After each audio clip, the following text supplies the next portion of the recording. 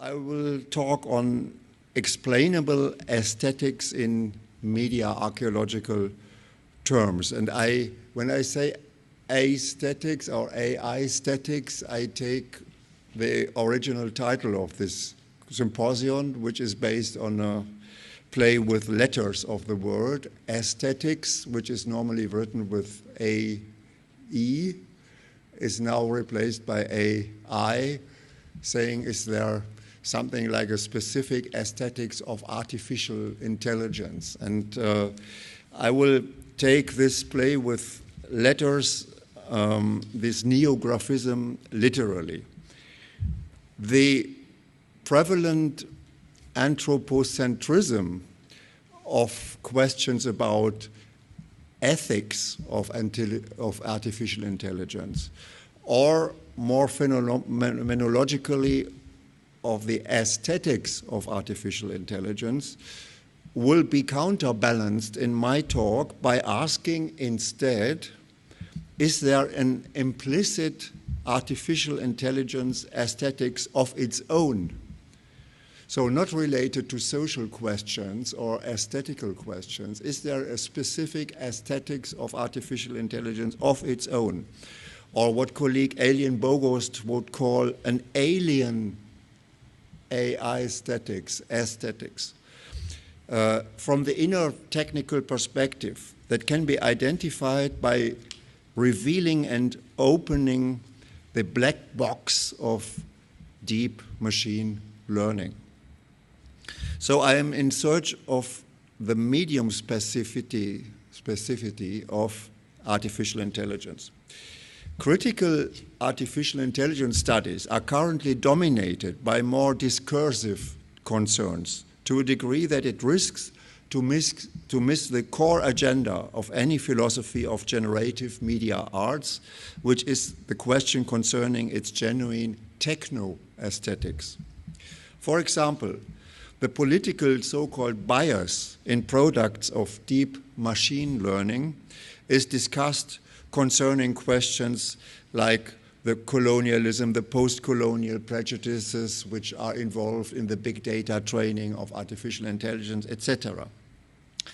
But for critical media archaeology, though, the bias, the very word bias itself, is first of all a technical term. All the engineers will know it. That refers to the electric potential of an artificial neuron that enables it to react to incoming signals at all. Aesthetics or AIsthetics deserves to be discussed on its technological ground, first of all. Maybe we can, Daniel, show the first image, the next one image? No, the other one, this one, yes. Actually, this is the desk of the Media Archaeological Fundus, which has been introduced by Ingeborg Philipp.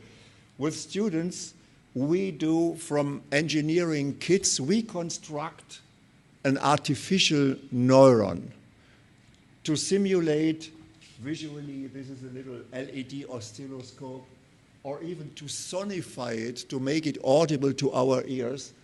How does it work that a nerve cell in our brain gets inputs which are weighted and increased in potential until they transmit a signal to the neighboring cells? Now, this is the core elementary procedure of deep machine learning, where numerically electrical devices are charged and then transmit, when they have a certain bias, signals to other neighboring neurons. So this is the core elementary operation of artificial intelligence, which is, I have to say, not mathematical as in the beginning. It's pure matter and energy. You see the little electricity, the battery, and you see the electric potentiometers and resistances of which they are built. So all the mathematics and numbers and big data of artificial intelligence, first of all, come back to pure electricity and electric diagrams when they become artificial intelligence. And although they are logically equivalent to brain operations, we can see the materiality is completely different from the human biological operations. And from that we say they develop a logic of their own. It's not just a model of the human mind, it has a logic and aesthetics of its own.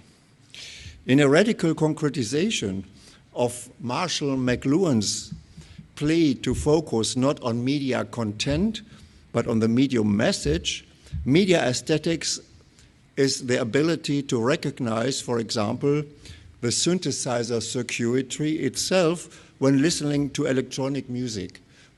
Media archaeological listening would be you hear a techno song or a popular music song via radio, MP3 player, or you hear it, but you hear not only the music, but you hear actually the electrical diagram which produces these artificial sounds. That would be a transparent media archaeology.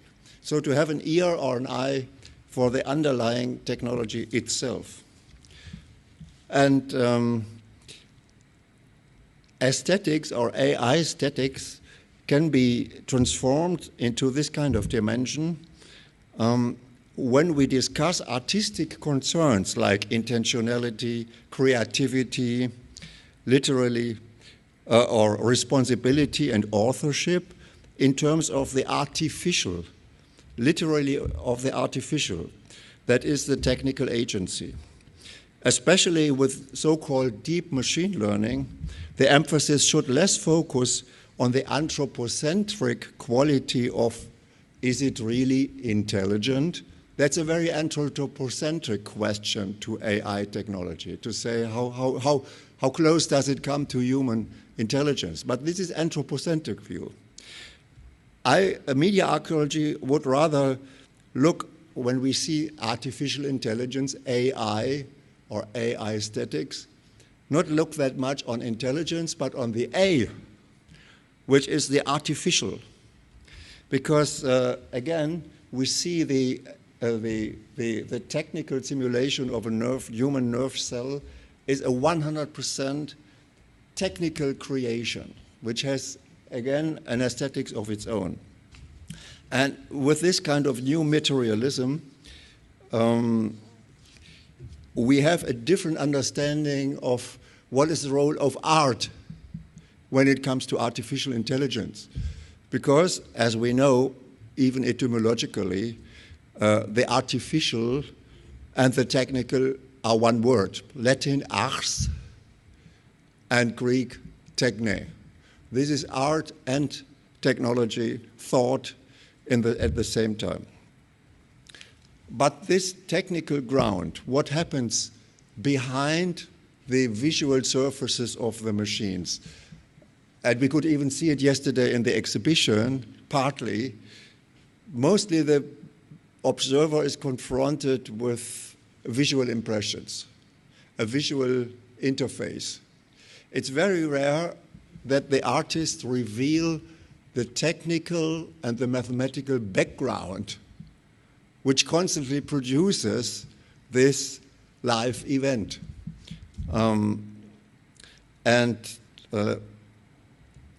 With a media archaeological intention, it is important to know these operations behind to explain the medium specificity of the aesthetic message itself.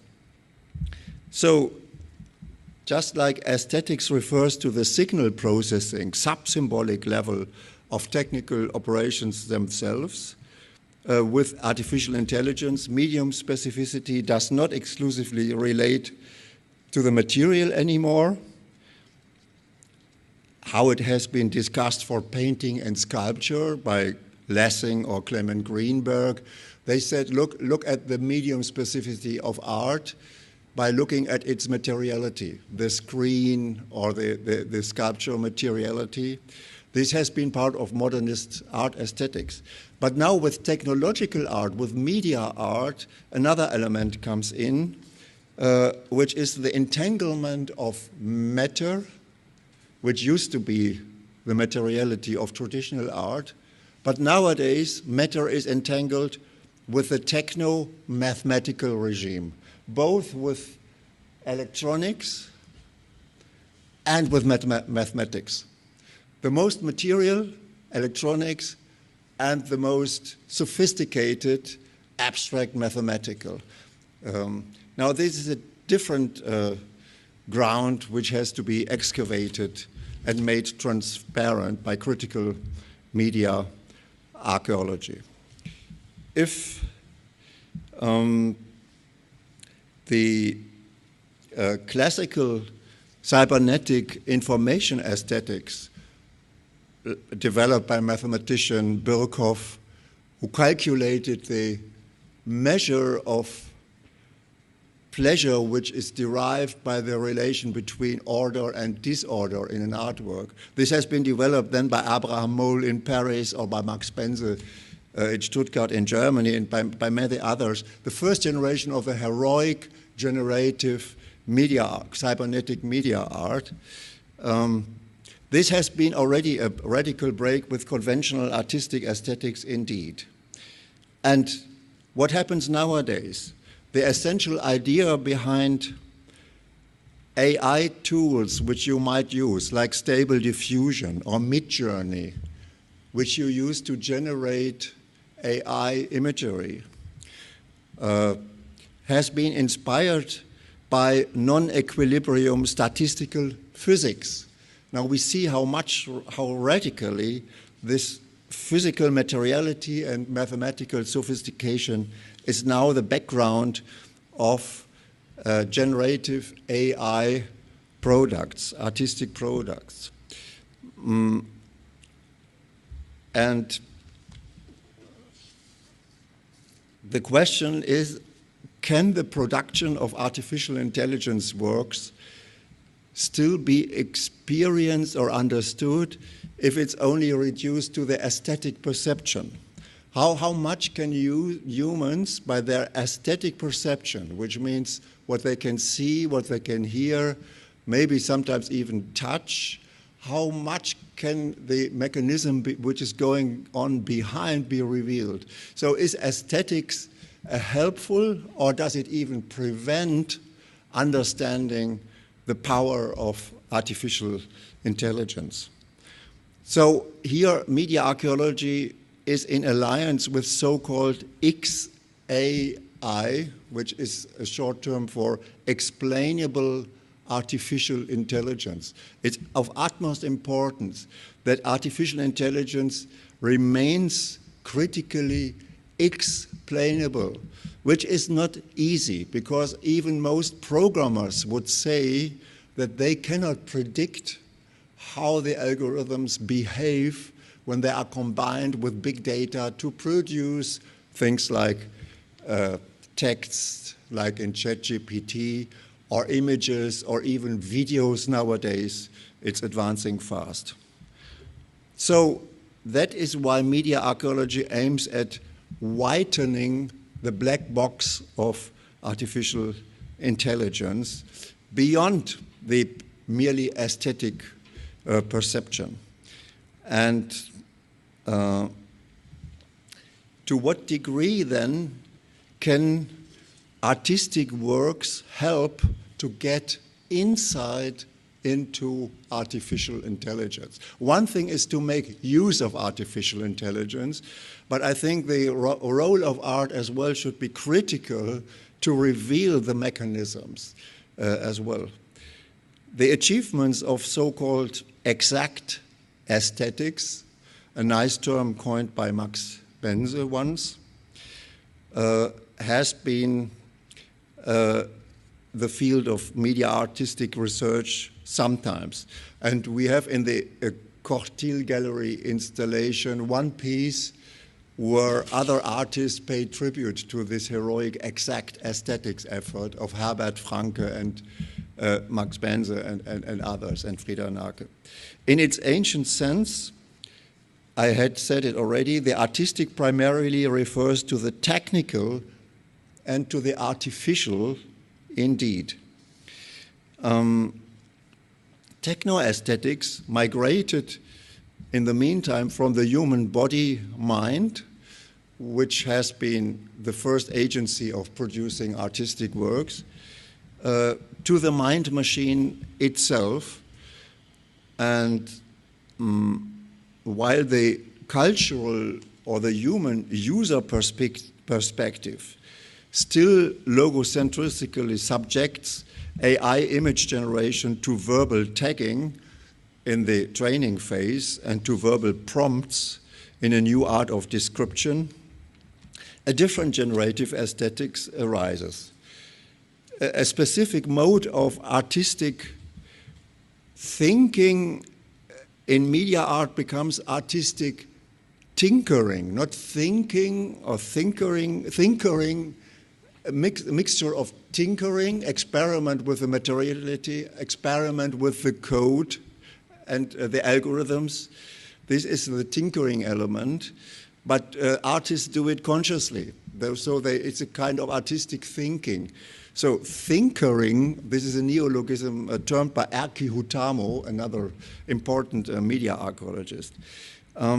This concerns data sets and AI code beyond the aesthetic surface, with the option to playfully manipulate the code in online instantiations of machine learning algorithms and diagrams. Media archaeological toys, and for me, AI artworks are epistemic toys, ways of toyfully experience and develop knowledge. They remain always close to the machine. And the tactics would be philosophizing not simply about artificial intelligence and its aesthetics, but to do it with artificial intelligence. So the human is involved in the mechanism itself to better understand how it works. The massively parallel processing of data in the layers of artificial neural nets are close to the image by nature, because the core electrical technical device of artificial intelligence and deep machine learning is the traditional graphics processing unit, which is able to process data in parallel. So inherently, this brings it close to the logic of the image, which is a parallel perception of moments in space, not linear one after the other. That separates the AI core chip architecture from the traditional computers who do one step after the other. Now it's a parallel thinking that brings it closer to the image in a very fundamental sense. Classical aesthetics thereby turns into AIsthEhics, phonetically and substantially reminding of the ancient Greek word aesthesis, that is signal perception and transduction. So aesthetics comes back to aesthesis in aesthetics. A non-human aesthetics is revealed by the stubbornness and the resistance of artificial learning mechanisms. That becomes evident in the distortions and misrepresentations which we sometimes realize in AI products. For example, if you give a prompt and you want to make an AI produce images of a telephone, it would rather produce a smartphone-like image instead of the traditional analog telephone. So we see how there is a different kind of reasoning depending on the training data coming from within the technological aesthetics. In such glitches, how we call them, the artificial becomes evident, and that are the rare moments where we see there is a different logics and different aesthetics from the point of view of the machine. So the errors, the so-called errors, are not errors. They are reminders of the fact that machines are different from human embodiment of logics. Maybe it's the same mathematical programs, but the human body is a different form of implementation than the technical body, and that should not be hidden. And I now want to come to the question finally, how obvious is artificial intelligence? And that can be exemplified by some core artworks of early artificial intelligence. In most AI-generated artworks, the operational mechanism behind the machine learning remains deeply hidden, dissimulating the abstract algebraic or concrete hardware mechanism. Can the otherwise invisible data processing still be made transparent, made an aesthetic experience? For humans, philosophy itself has created a term which comes from Edmund Burke in the 18th century, the notion of the sublime, something which we experience that something is at work there, but we cannot clearly perceive it. That would be the aesthetic category of the sublime, and I think most human observers confront AI artworks like that, in the sublime mode. With synthetic imaging, we come to the question, how obvious is the Technológos, the technical logics, in such AI-generated works? And now we can, Daniel, now we can show the other photo, the portrait, the picture, yeah. This one.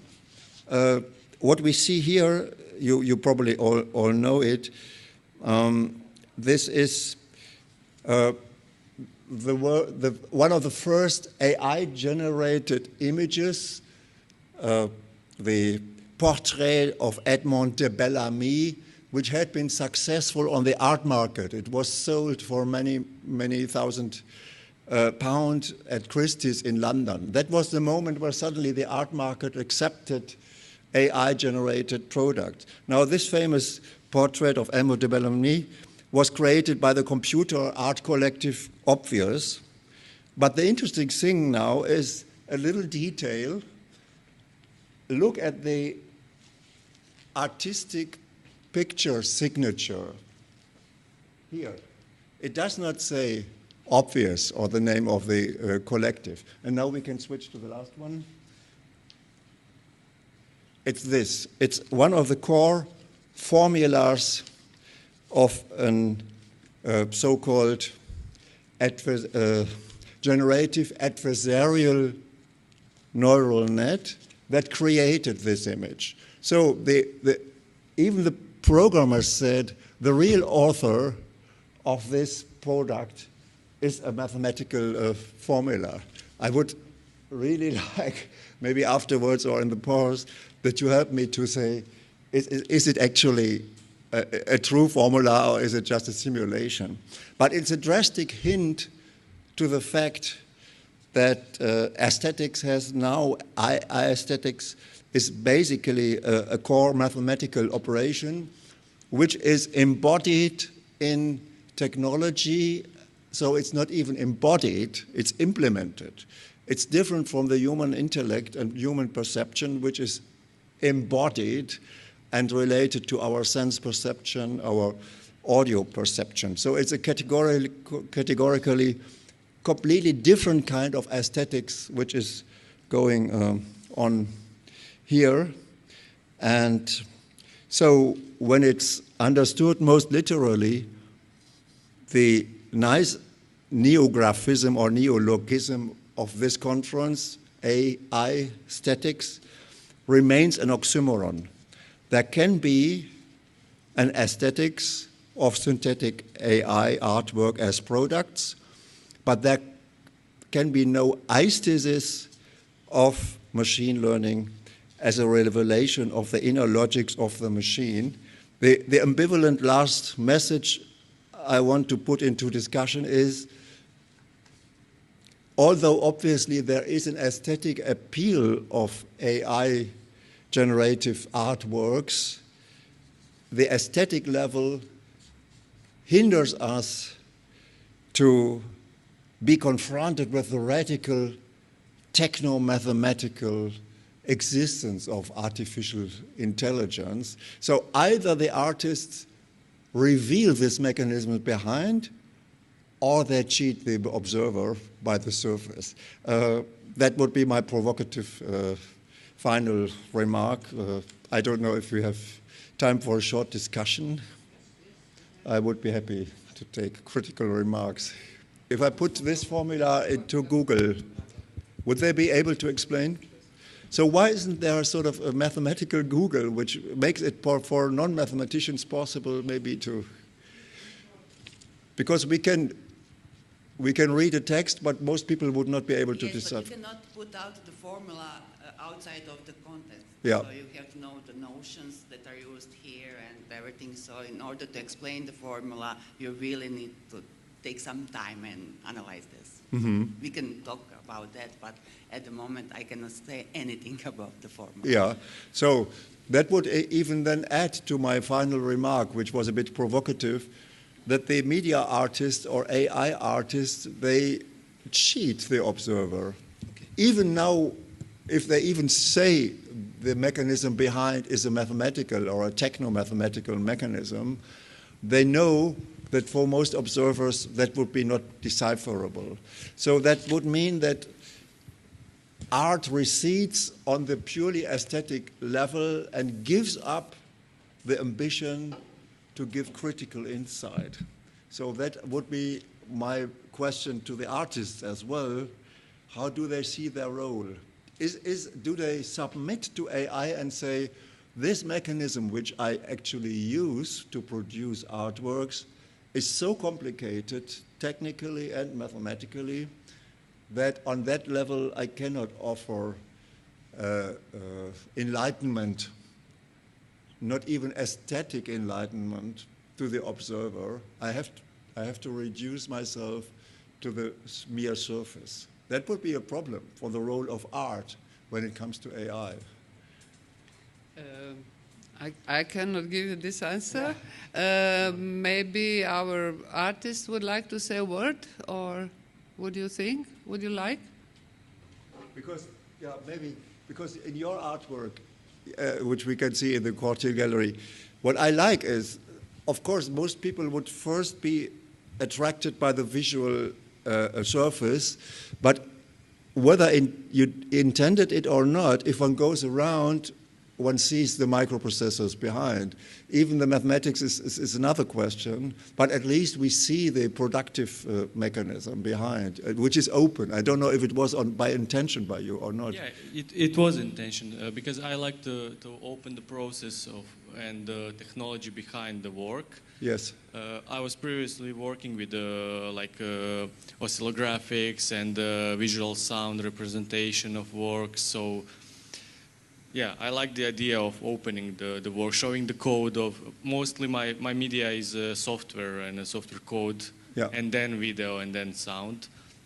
And I like the idea of showing the observers the part of the work that produce it.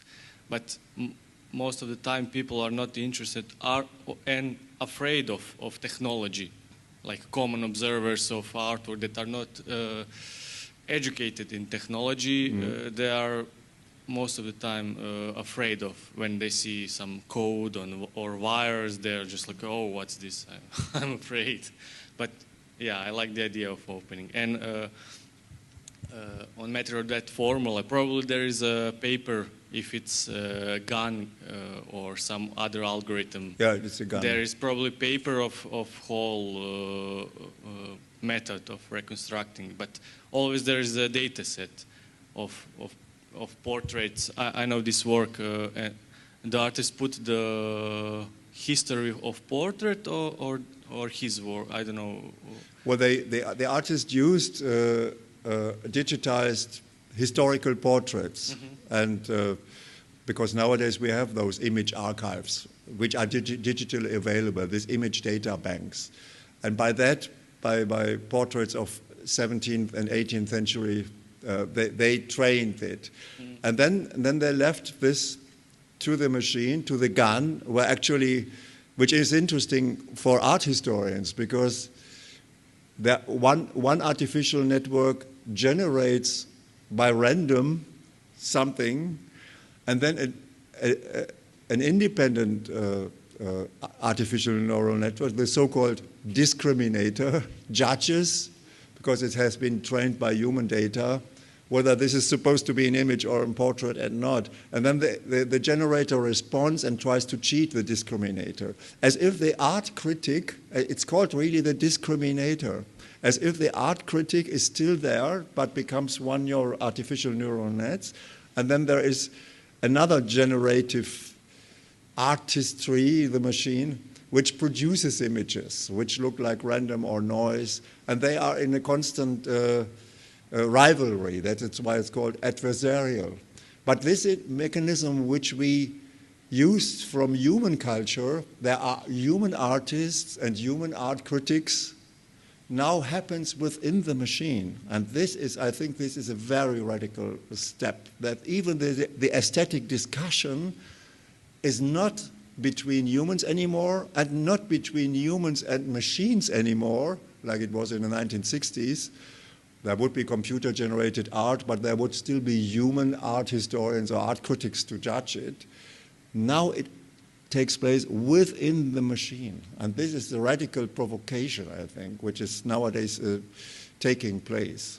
So aesthetics recedes into the machine. There is an aesthetic process which goes on, even the critical aesthetics, within the machine. And I think this is a radical escalation of our traditional idea of what is aesthetics.